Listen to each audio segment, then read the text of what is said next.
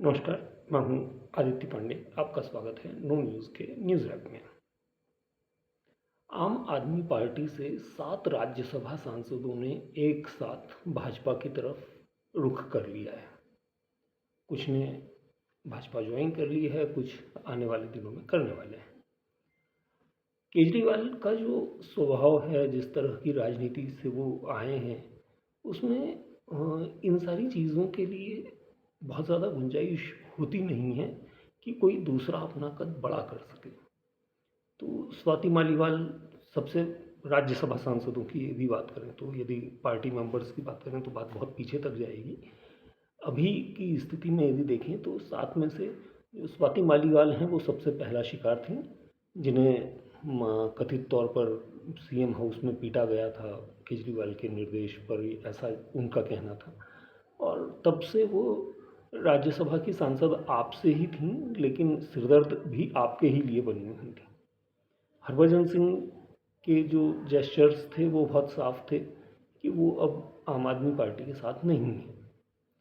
राघव चड्ढा पिछले कुछ समय से भी क्या, जब केजरीवाल जेल गए थे तब भी वो नज़र नहीं आए थे। जब वहाँ से वापस आए केजरीवाल, तो भी वो एक तरह से कन्नी काट रखी थी उन्होंने। तो ये बहुत साफ था कि राघव चड्ढा भी उनके खेमे में तो नहीं ही बचे हैं। और पिछले दिनों फिर जिस तरह से संसद में हुआ, उनकी बातें जो थीं, फिर उन्हें उपनेता पद से हटा दिया गया। तो ये 3 तो बहुत क्लियर थे, लेकिन बाकी जो हैं उनके लिए बड़ा मज़ेदार सा सीन है कि 4 सांसद सदस्य और जो हैं, अब राज्यसभा में आम आदमी पार्टी के सिर्फ 3 सांसद बचे हैं। तो बाकी के जो 4 हैं उनको किस तरह से मनाया गया?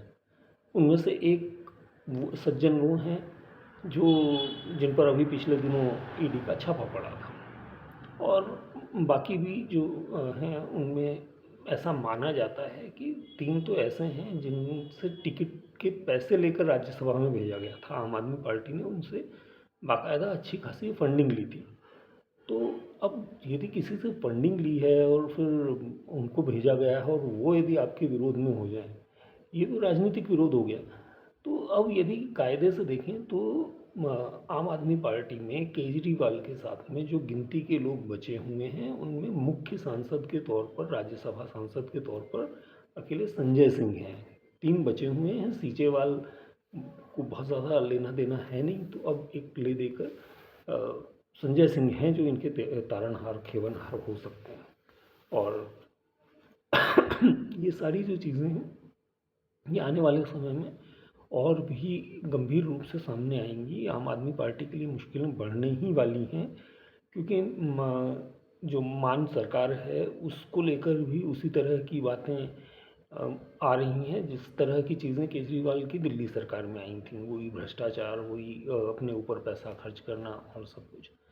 तो अब जो आने वाला समय में है उसमें दिक्कत इसलिए आनी है क्योंकि जो लोग विरोध में गए हैं, पहले से पार्टी से निकले लोग, निकाले गए लोग, मारे गए लोग, पीटे गए लोग, और अब ये राजनीतिक विरोधी जो सीधे सीधे भाजपा में जाके शामिल हुए हैं।